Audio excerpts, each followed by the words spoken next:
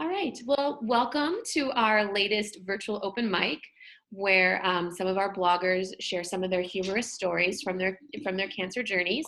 And I'm so lucky today to have Paige and Kim, who have been regular bloggers, artists, overall just great supporters of Humor Beats Cancer. And they're going to start off and share their blog stories. They're going to read them to you guys, and hopefully you enjoy it. So, ladies, welcome. Thank you for coming and participating in this.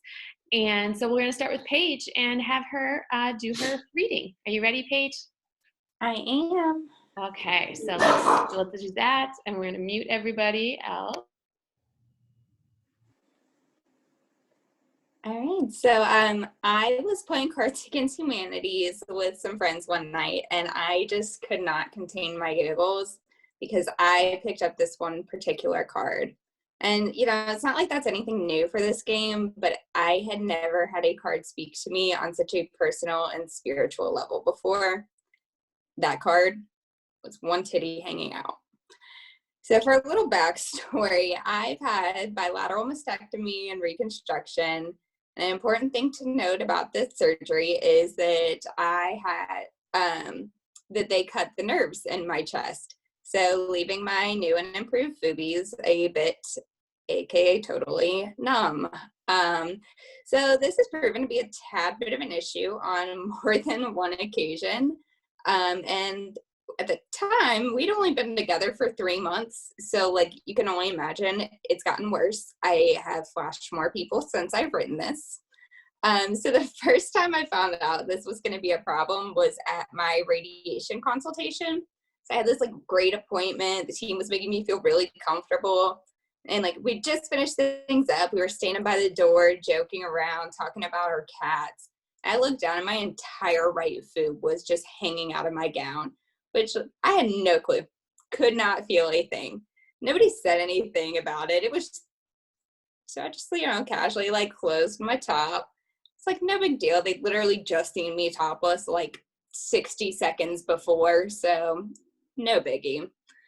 So flash forward a few weeks, I'm sitting at home. I'm wearing a shirt I'd worn countless times, but this is the first time I'd worn it since my surgery. And I did opt to get slightly smaller implants than I had before.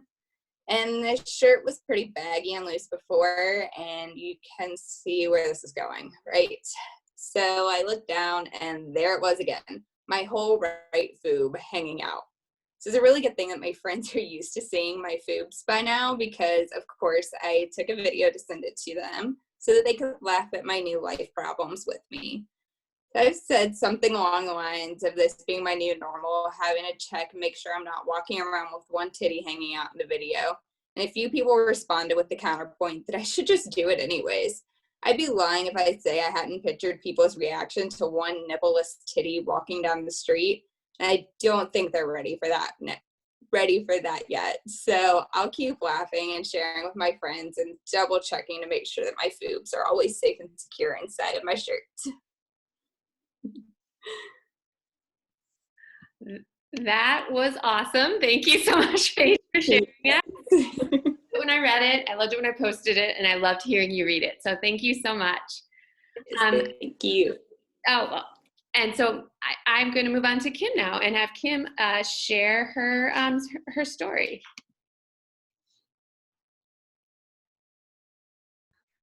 Okay, there we go. Hi, I am Kim. I'm 29 years old, and I was diagnosed with triple negative invasive ductal carcinoma last June.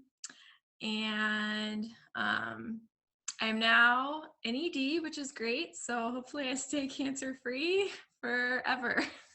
But I work as a registered nurse first assistant in the operating room. So I'm usually responsible for closing incisions and assisting the surgeon throughout the entirety of a surgical case.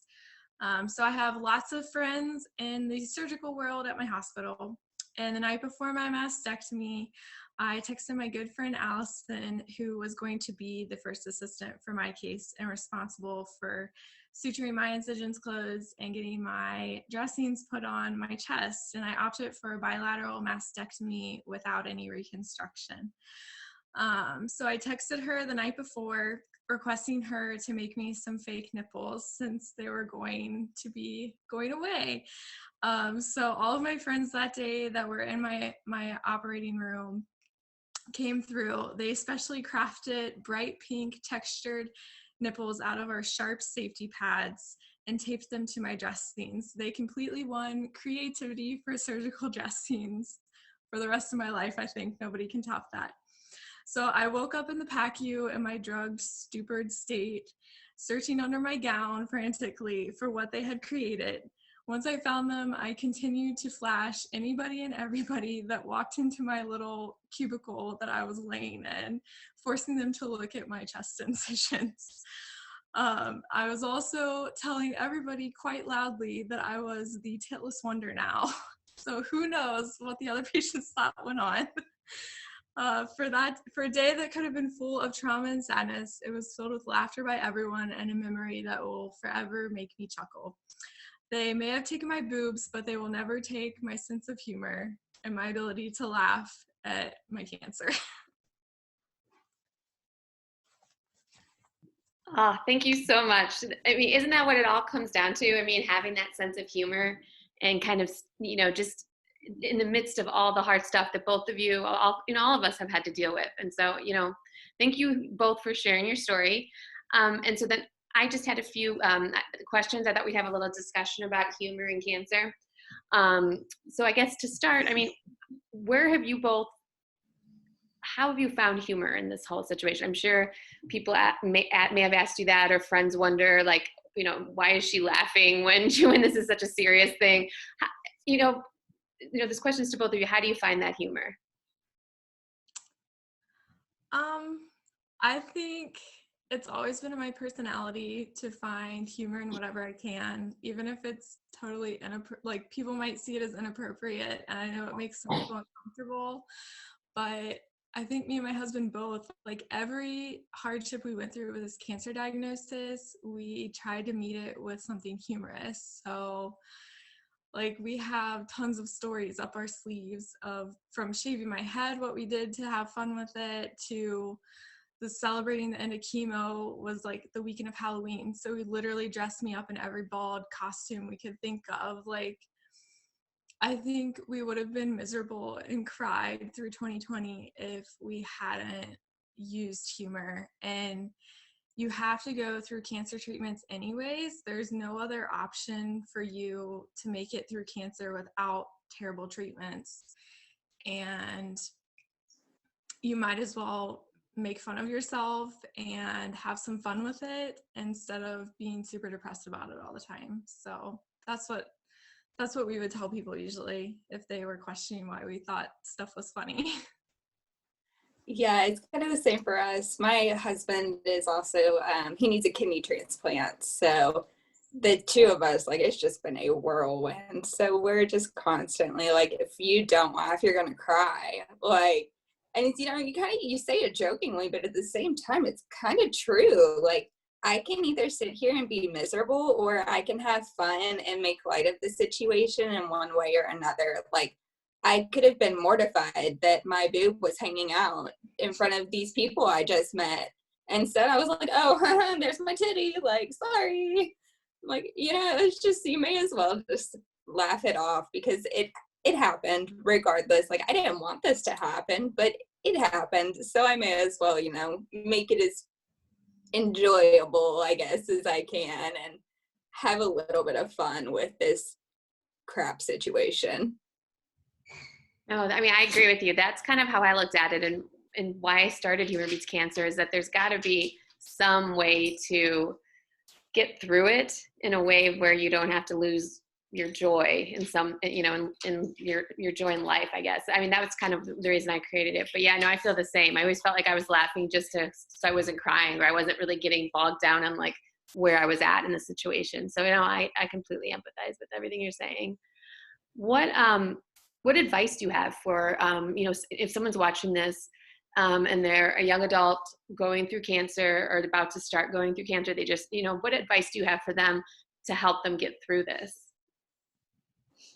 I think you just kind of take it a step at a time. I mean, there are going to be days where you can laugh at yourself and you can dress up as every bald person in the book and think that it's hilarious. And then there are other days that you hate being bald, and that's totally fine. Like, it's one of those things that just like life, it goes up and down, but there's just so many more ups and downs with cancer, and you just kind of have to be prepared for it. But as long as you're looking for the good, and as long as you try to have the good outweigh the bad most times, it's gonna be okay in the long run. Mm-hmm. Yeah, I totally agree with that, Paige. You just gotta take it one step at a time, look at it like a staircase. You can't, go from the first step to the 10th step. You gotta take it one step at a time, one day at a time. There are gonna be bad days, but you try to just wake up every morning and find something that brings you joy that day, whether it's, seeing a bumblebee on a flower, which sounds ridiculous to some people, but I mean, that's what I did. If there was one good thing that happened that day or that I saw, it made a world of difference in my attitude. And, I talked to a person recently that just got diagnosed with breast cancer. And I basically said, use this as your opportunity to do fun stuff with your bald head, or, do silly things with what your body does with cancer. Because, I mean, it isn't a fun process to go through, but if you can make it bearable, it makes it easier on you. And then I also found that it made it 10 times easier for my family that saw me going through it. So I think humor just kind of eased everything for everybody around me, because if your friends and family can see you laughing and still finding joy, then they can find it too in the situation. Great. Well, that's all the questions I have, but I just want to say, though, you both, I mean, everything you're saying just is so inspiring. And so, I don't know, like, you could tell that you guys bring so much heart to this whole conversation and everything. And, I'm so lucky to have gotten to know you both through Humor Beats Cancer. And kind of in closing, is there anything that you guys want, any last thoughts you want to throw out there about your journey, or about humor, about anything really? Is there anything else you want to add to, before we close out?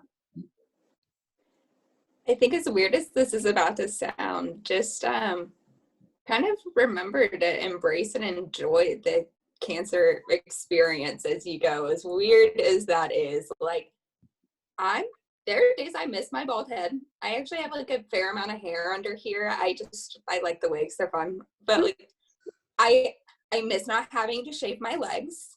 Like, there's certain things about it that I'm like, I kind of miss that. I don't ever want to experience it again, but like, I kind of wish that I had enjoyed that just a little bit more whenever it happened.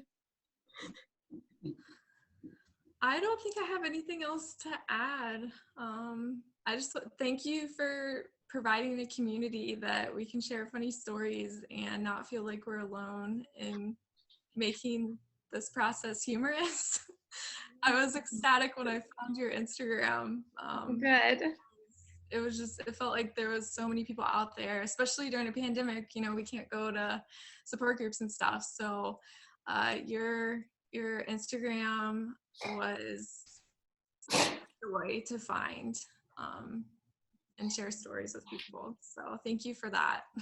Oh, you're so welcome. Thank you both so much, for sharing your story and being brave to put it out there like that. So again, yeah, we hope everybody in our Humor Beats Cancer community enjoys your stories, enjoys this latest edition of our virtual open mic, and follows us on social media too, because we want to be here for you all. My dog is like insane right now. I had to like literally go to the floor because last time I did one of these, he barked throughout the whole thing, which was super special. so he is right now, he's like, thinks that I'm on the floor to play with him. So if you've heard him sneeze or growl, that's what I have an English bulldog. So even something like this brings humor. And oh, there he is right there. Say hi, Oz. Oh, hi, buddy. He is excited. But thank you guys so much. And I look forward to, sharing more stuff with you guys and hopefully doing more stuff with you both. So have a great night, and I'll talk to you soon. All right. Yeah. Thank you. Thank too. you. Bye.